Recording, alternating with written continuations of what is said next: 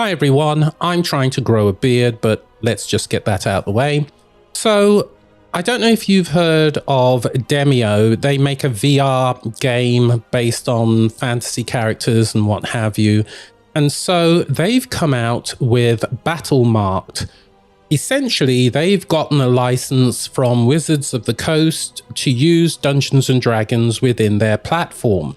So I thought it'd be great if we took a look at this. Now, you're not going to get the true Dungeons & Dragons experience because of complexities and what have you, but it tries to simulate using miniatures and some of the stuff that's available in D&D to give users an interesting experience.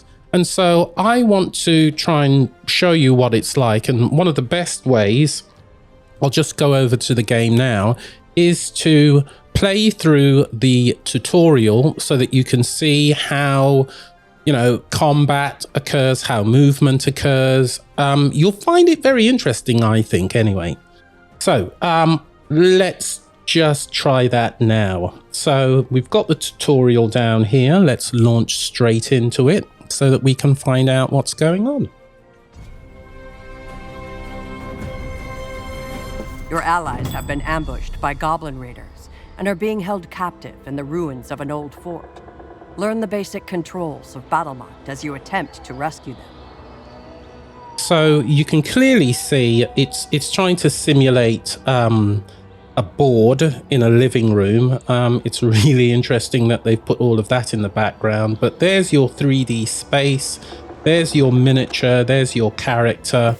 As you're about to see, there are lots of ways in which you can manipulate the space. There we go. All of this is actually in the tutorial, so I'll just let it continue. Use the WASD keys to move your view around. You can also hold them. Use the mouse scroll wheel to zoom in or out. You can move the camera freely while holding the right. Well done. Now we will learn how to move your hero through the world. The floor outline shows your movement range, which is how far your piece can move.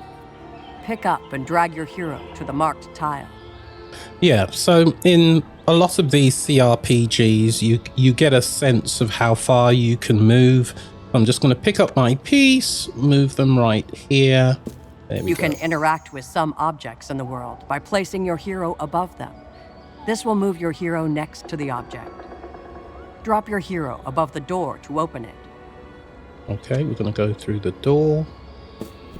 Each turn, you may use 2 action points, or AP for short. Every action you perform, such as moving or opening a door, costs 1 action point. You can see how many points you have left on the turn meter. Now, the first time I went through this, I didn't actually realize it, but you can see the 2 action point indicators next to the character. So it's always important to keep an eye on that so you know how many movement points you've got left.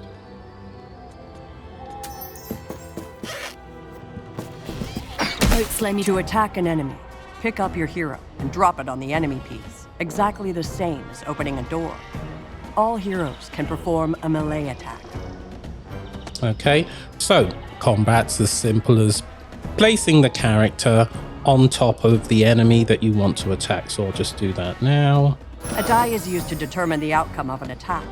There are 3 possible outcomes: hit, miss, or critical hit. To roll the die, pick it up and throw it. You can also press the spacebar to roll. Well, I like to pick it up and throw it. Knew you'd slip up. Well fought, but you took damage during combat. This reduced your hit points. When your hit points reach 0, your hero will be down. As you would expect. Continue onwards to your next challenge. Oh, they want me to go right there. One of the goblins has struck you with a flask of poison, afflicting you with the poisoned status effect. Interestingly, we can see when I just hover over my character, I get that information. So I've got 2 action points left. I've got a move range of 5. So I am going to try and move to this chest to see if I can get rid of the poison effect. Some status effects are beneficial, while others are harmful. When poisoned, you will take damage at the end of your turn until the effect ends. Fortunately, there is a treasure chest nearby containing a potion of healing. To open the chest, move your hero on top of it. So I'll do that right now. I can see the poison effect affecting my character, and I want to get rid of that. So I'm just going to drop it over here.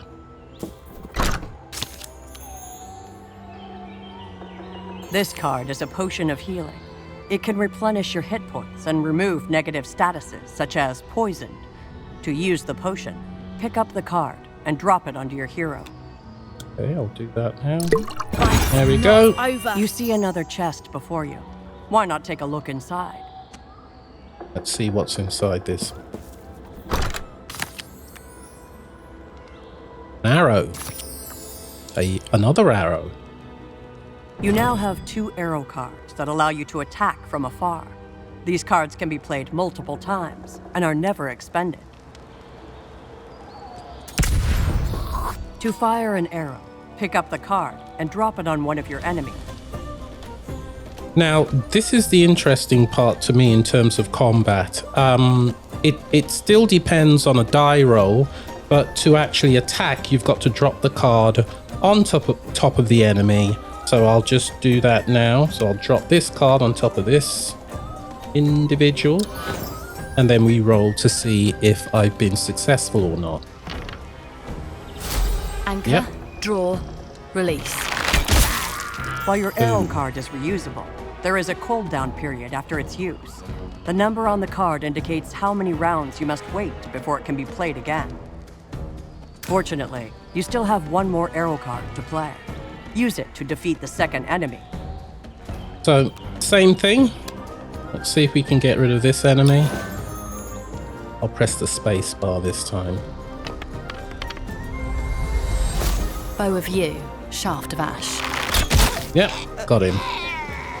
You have now used both of your action points, and a new round begins. The cooldown on your arrow cards has ended, and you may play them again.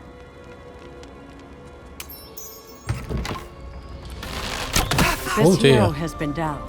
You can revive them using a potion of healing, or by dropping your piece onto the downed hero. Since you have no potions, move your piece onto the fallen ally. Right, so I've got to give this ally a helping hand, so I'm going to put myself on top of them, and they should be back up. There You we have go. successfully revived your party member, but now face more enemies than you can defeat in 1 round. Fortunately, there is a poison barrel nearby. Try shooting it. Okay, I'm going to go after the poison barrel, try and poison those chaps.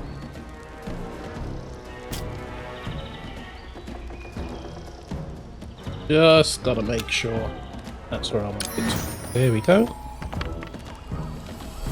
Have I been Perfect aim. successful? Ooh. The barrel has exploded, releasing a cloud of poison gas over the surrounding area. There are numerous objects that explode when destroyed, so always be on the lookout. You now control your second hero, the Sorcerer. He is a master of powerful elemental magic. His Firebolt card, for instance, not only inflicts burning on enemies, but can also ignite poison gas. Give it a try. Again, that's something I only realized when I went through the tutorial the second time after starting a game. So I'm going to ignite the gas right now. This. I can choose any character. So, will I be successful?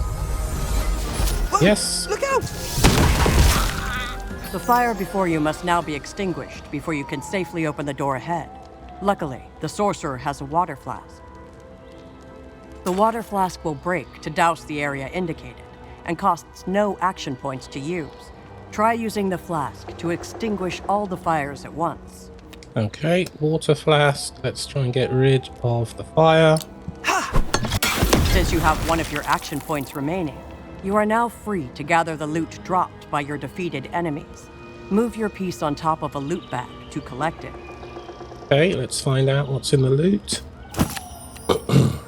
Got a vial of acid. Pick up the second loot bag. And this character has Alchemist Fire. Aside from loot and treasure chests, there is one more common way to acquire new cards. Energy builds in your card meter every time you defeat an enemy. When this is filled, you will receive a new card for each of your heroes. Now, this was the part that got me the first time, and that energy bar is this little circle down here that's got to fill up before you get the option for a new card. You can scrap unwanted cards to fill your card meter faster. You can only scrap consumable cards. Try discarding one of your cards by dragging it to the scrap icon. I actually like Alchemist File. Oh, okay. I'll do this for the sake of the tutorial.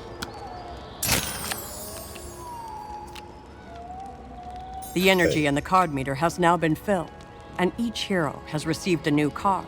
Open the door ahead to proceed. Let's move on. The healing fountain will replenish hit points and remove negative statuses from your entire party. Your sorcerer is still injured, so drop your piece onto the fountain to use its powers. Let's get the sorcerer all healed up. Wow, this could change everything. You are now ready to face your first real challenge. Once you feel ready, enter the final chamber to free your allies. Now there is a chest, so I'm going to just find out what's in there.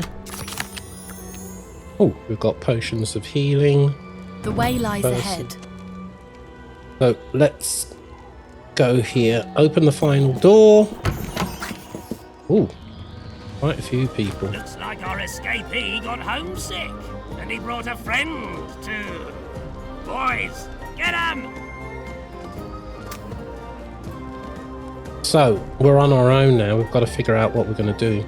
Now I can see that there's this poison barrel here, so I'm going to try and hit it with an arrow. Even though there's a chap in front of me, actually I could hit that and hit this goblin fighter here because I've got I've got one action point. Oh, I've got to choose. Okay, I'm going to go for that barrel.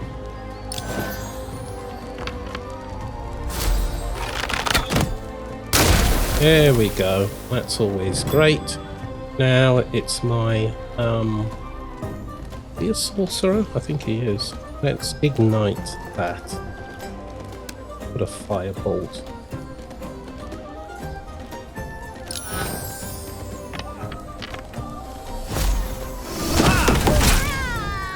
Got them both. Now, how to deal with this one? I don't want to do that because I'll harm Jessix. I don't want to do that.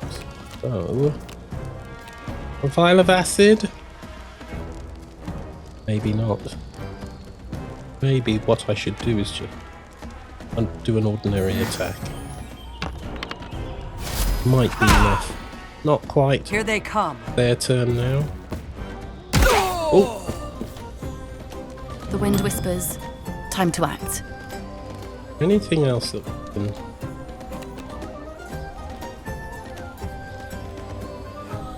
That's not consuming any action points, so I'm going to use that. My target always falls. Then he's going to take extra damage.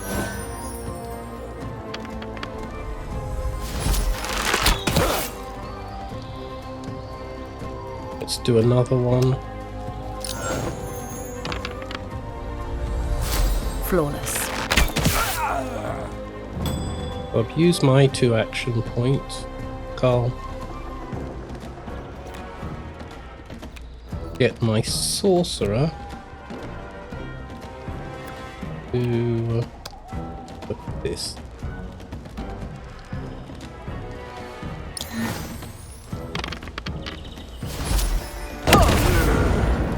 Oh, I actually thought that'd be enough to take him out. Maybe not. Vial of acid. Get a vial of acid on you.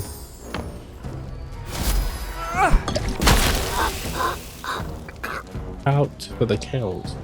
Got one more action point, so let's move our character over here. Brace yourself. And he's dead.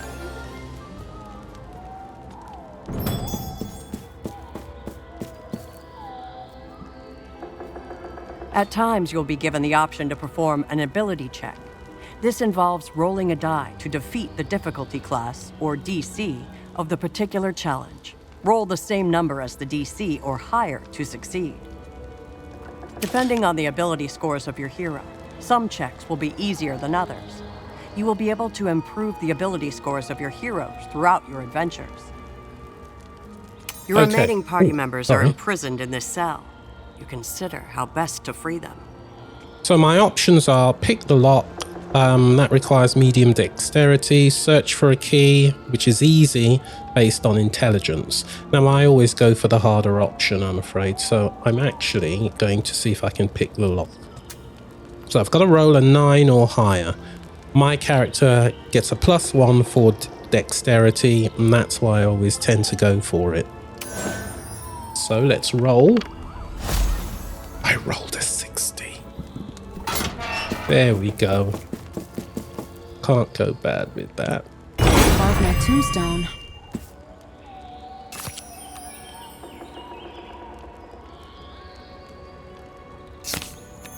Okay, they're receiving cards. You manipulate the rusted lock and free your allies. It's time to leave this place. The level exit is in sight. Interacting with this will allow you to finish a level. However, you must defeat nearby enemies before it can be used. You may also need to find an exit room that acts as a key. I knew my boys missed someone. You've done well to get this far. But then again, you did not have to face me, Gronkov. Boys, get ready and beware the Spellboy's fire tricks. Oh, quite a few characters. This bugbear captain is carrying such an exit room. He is wise to your fiery magic and preemptively douses himself in water. Since the captain is a powerful enemy, it would be useful to know his strengths and weaknesses. Hover above an enemy to reveal vital information on your adversary. Okay, so I'm gonna hover. I can see he's got the exit rune. They're blocking the exit. They're currently wet. Also note they will take extra lightning damage. So I'm going to see if I can use a lightning attack. Makes sense. So there's my lightning arrow. So boom. Look at that. Now I've got one more action point. Is there anything else I might want to do? Maybe I'll just see if I can take out... Let's take out the individual.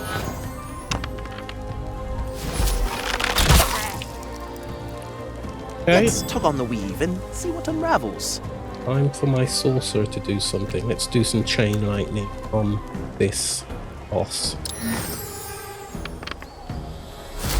Zappy zap zap!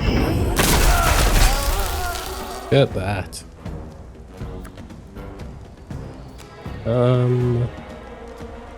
What else do I want to use? Will I use Butcher? Oh, but that's going to hit one of my characters, and I don't want that to happen.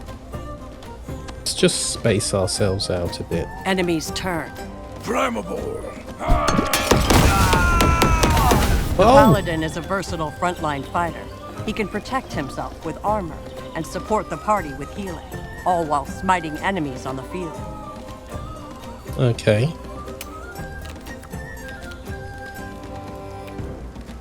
Let's take out... I just want to take out this guy.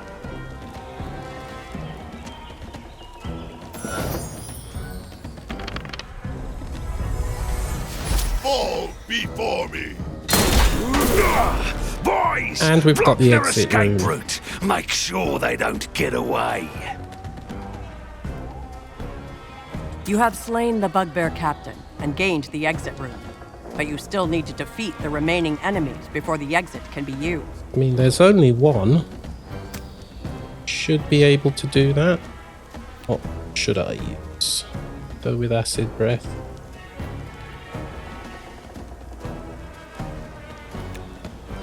Acid.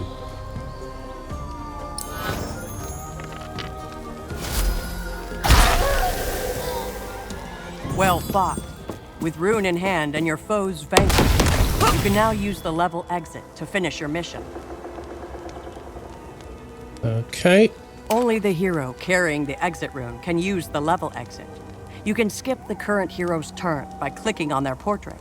You can also delay their turn, so long as they have taken no actions. This can be a valuable tactic in combat.